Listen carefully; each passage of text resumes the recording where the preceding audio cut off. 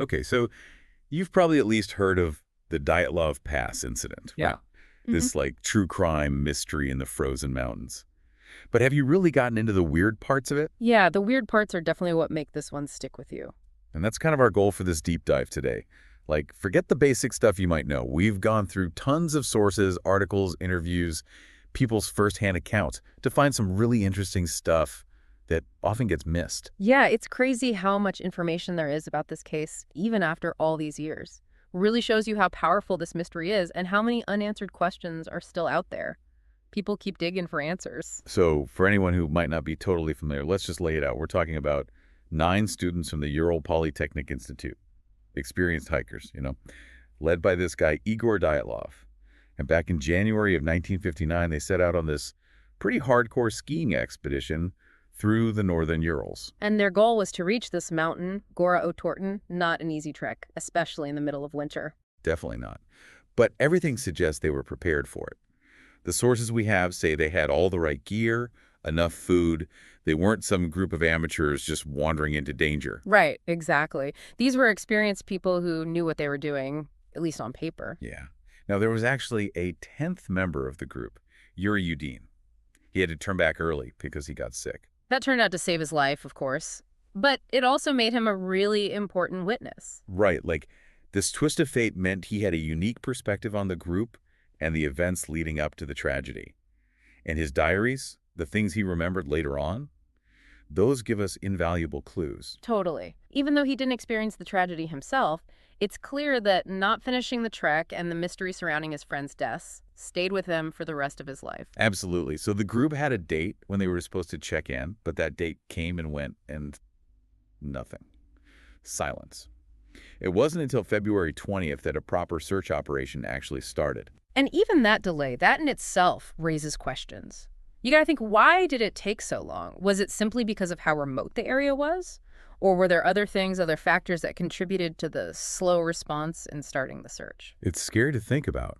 Weeks of silence from a group out in those freezing mountains. And then on February 26th, the searchers find their abandoned tent. But here's where things get really weird. It was cut open from the inside. Wow, yeah. Imagine finding that. A tent ripped open in the snow, no sign of the people who were in it. It's one of the most confusing parts of the whole thing, really. Why would a group of experienced hikers do that? Especially in the middle of a freezing night. What could have possibly made them do something so strange and, honestly, dangerous? It just doesn't make sense. And over the following weeks and months, all 9 bodies were eventually found. But they weren't all together. They were scattered across different locations, some hundreds of meters away from the tent. And a lot of them weren't even fully dressed. The initial official explanation: death by exposure. Simple, right? Seems like it. But when you look closer at the details of how the bodies were found, the whole thing gets a lot more complicated and disturbing. You really have to think about the specific injuries some of them had. Yeah, that's where things get really creepy. Several of the hikers had these really serious internal injuries. Fractured skulls, broken ribs, things like that. But there wasn't much evidence of those injuries on the outside of their bodies. And one of the bodies was even missing her tongue and eyes. Yeah. That's not something that just happens because you collapse from the cold. Even the medical examiner who looked at the bodies back then said that the force needed to cause those injuries seemed way too strong to have come from another person. But then, like you said, there's that strange lack of external damage in some cases. That contradiction, it's one of the most puzzling things about this case. It just doesn't add up. And there's more. They found traces of radiation on some of the hikers' clothing. Now, it wasn't a crazy high level, but it was enough to raise some serious questions, especially when you think about what was going on back then. It was the Cold War, and there were potentially sensitive sites in that area. One of the hikers, Yuri Kuvanechenko, had even worked at the Mayak nuclear plant. And we can't forget the Kishtim disaster at Mayak in 1957, just a couple of years before Dyatlov Pass. That was a huge radioactive contamination event. And there's even mention of a report from Los Alamos, the U.S. lab, about this incident. The fact that a U.S. institution was watching this stuff, even during the Cold War, shows you how sensitive this kind of unexplained event was, especially if there was a chance it involved new technology or environmental dangers. It really makes you wonder what was really going on back then, all the stuff happening behind closed doors. But that's what we're here to try and figure out. We're going beyond just the basic story. We want to dig into all those weird details, all those contradictions, and see if we can make some sense of them. Another important thing to understand is that a lot of the initial investigation, well, let's just say it wasn't exactly done by the book. One of our sources actually quotes a forensic expert who pointed out that there's no proper photographic evidence, no precise measurements, not even basic sketches of the scene. And that lack of thoroughness makes it even harder to figure out what happened all these years later. It's like trying to put together a jigsaw puzzle where you're missing tons of pieces, and some of the pieces you do have might not even be from the same puzzle. Like the official reports even mixed up the Dyatlov group with another group of hikers, Shumkov's group. Why would that even happen? What does that tell you about how seriously they took the investigation at first? That mix-up and the fact that the very first interrogation happened in this town, Polonokno, before anyone was even officially missing, it just seems really strange. Like, what did the authorities already know back then, and when did they know it? It makes you think that maybe they didn't have all the facts straight from the beginning. Then you've got all these reports of people seeing weird things in the sky around the same time as the incident. Descriptions of flame-colored rings, orange spheres. These accounts come from different people, including people in the military. Lev Ivanov, the lead investigator, he actually took those reports pretty seriously. He even ordered radiation tests because he was thinking maybe it was some kind of fireball or even a UFO. And later on, Ivanov said that he was basically told to drop the whole flying spheres thing, Okay. which tells you that someone, somewhere, didn't want him looking into that.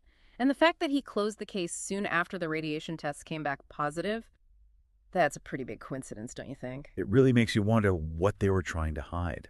And even the searchers themselves, their stories don't always match up. Yeah. Yuri Koptolov, one of the guys who found some of the bodies, he gave different accounts about where exactly the bodies were and even how many were taken away on the first helicopter. Why would those details change? Was it because of what he went through, the trauma of finding the bodies? Or is there something else going on here that we need to consider? Yeah, memories can be tricky, especially after something really traumatic. But some of the sources we looked at say that these inconsistencies, the way they line up, could mean that information wasn't being shared openly, even among the searchers themselves. So, what could that mean for how we understand this whole case? What were they keeping from each other and why? Good question. And then there's the tent itself. Bruce Nitzen, one of the researchers, he had this theory that maybe the group took some kind of stimulant, something that messed with their minds. He thought that could explain why they cut their way out of the tent and ran out into the freezing cold.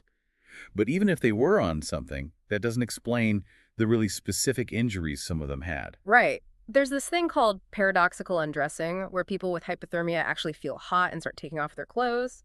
That could explain why some of the hikers weren't fully dressed, but it doesn't explain those blunt force injuries. Some of them were hit really hard with something. How do you explain that? Exactly. And what about those broken branches they found high up in a cedar tree near the first bodies? Nevlin thought it was pretty simple. He said maybe the searchers broke them while trying to put up an antenna. But then Sheridan, the guy who found the tent, he also mentioned finding a blanket covering the bodies under that same cedar tree.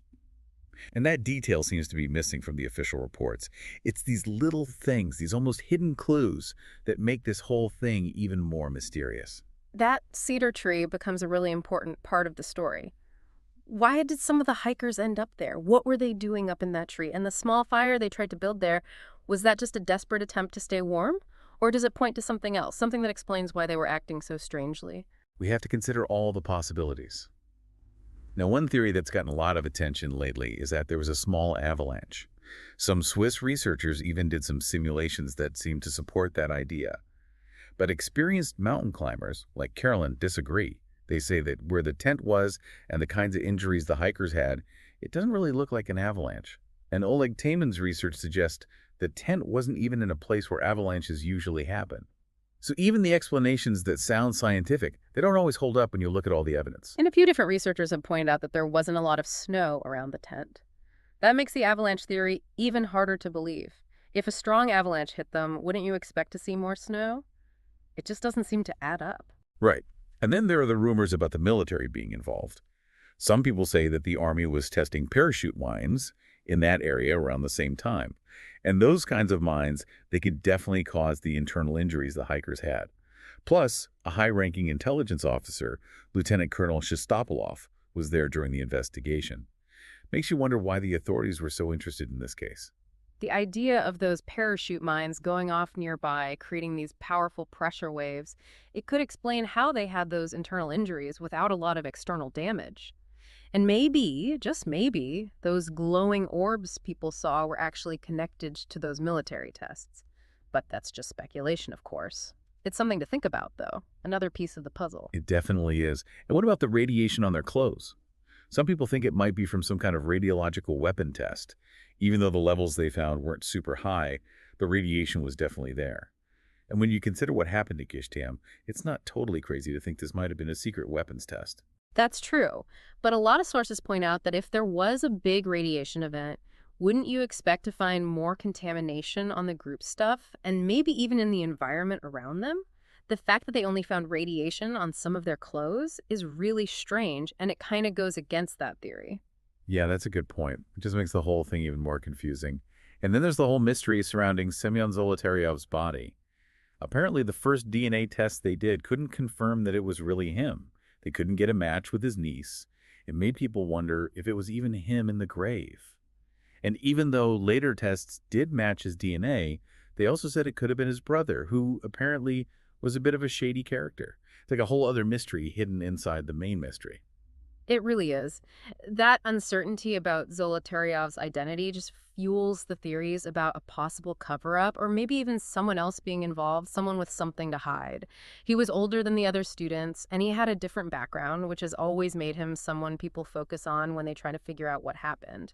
And we can't forget those accounts that say the morgue where they took the bodies was immediately locked down and that the KGB got involved in the investigation. Maybe that was just standard procedure in the Soviet Union, but it definitely adds to the whole feeling that something was being hidden, that the truth wasn't being told. There are even reports that the regular investigation was stopped and that they took out the hikers' organs for some kind of secret lab analysis. If that's true, it means the authorities were looking for something very specific, something that goes beyond just figuring out how a group of hikers died. It makes you question how open they were being, what they were really trying to find out. Yeah, it's hard to know what to believe sometimes. So even though they officially said in 2019 that the hikers died because of an avalanche, there are just too many things that don't add up, too many questions, too many weird details. It's clear that there's no easy answer, no simple explanation for what happened at Dyatlov Pass. And a lot of people who've studied this case weren't happy with that 2019 investigation. They said it ignored a lot of the really strange stuff and just focused on the idea of a natural disaster, like an avalanche or a really strong wind. But for a lot of people, that's not enough to explain everything that happened. It's obvious that a simple accident can't explain all of this. The tent cut open from the inside, the fact that they were dressed differently, the strange injuries and missing body parts, the radiation, the conflicting stories, the rumors about the military, the mistakes and missing information in the official files, all the different theories. Yeah. It's just overwhelming. And that's what keeps people so fascinated by this mystery. All those contradictions, all the things that don't make sense. It seems like every time someone finds a new piece of information, a new document, or a new witness, it just creates more questions instead of giving us answers. That's what keeps the mystery alive. So even after all this time, all the investigations and theories, we still don't have a clear answer that everyone agrees on. People are still debating it, even with the investigations that have happened recently. And the Dyatlov Foundation, they're still working to try and understand what happened and to honor the memory of those hikers. It shows you how much this mystery still matters to people. And it's important to remember that at the heart of all of this, 9 young people lost their lives. Their families have lived with the pain and the unanswered questions for all these years. The Dyatlov Foundation represents that need for answers, for some kind of closure. So after all we've learned today, all the weird details and unanswered questions, what do you think is the most unsettling piece of information? What does that one detail tell you about how hard it is to explain something like this? Something that truly doesn't fit into any easy category. We really encourage you to check out the sources we mentioned, really think about all the evidence, and come to your own conclusions. Maybe the truth about Dyatlov Pass isn't a simple answer. Maybe it's in all those unanswered questions that still hang over those frozen mountains.